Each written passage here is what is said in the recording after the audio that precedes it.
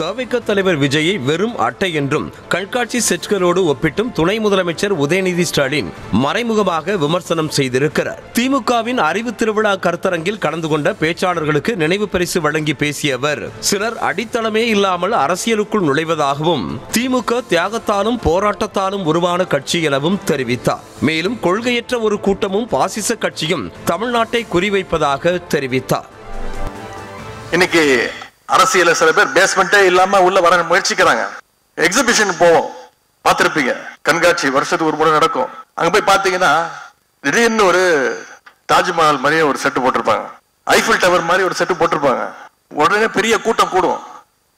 நம்ம ஊருக்கு தாஜ்மஹால் வந்துருச்சுப்பா, நம்ம போய் ஒரு செல்ஃபி எடுத்துப்போம்பா அப்படின்னு இளைஞர்கள் போய் நிச்சயம் போட்டோ எடுக்கத்தான் செய்வாங்க. அவ்வளவு ஆர்வம். அதெல்லாம் வெறும் அட்டை. அதற்கு எந்த விதமான அஸ்திவாரமோ கொள்கையோ கிடையாது. சும்மா தட்டுனா போதும், ஒரு சின்ன காத்தடிச்சா போதும்.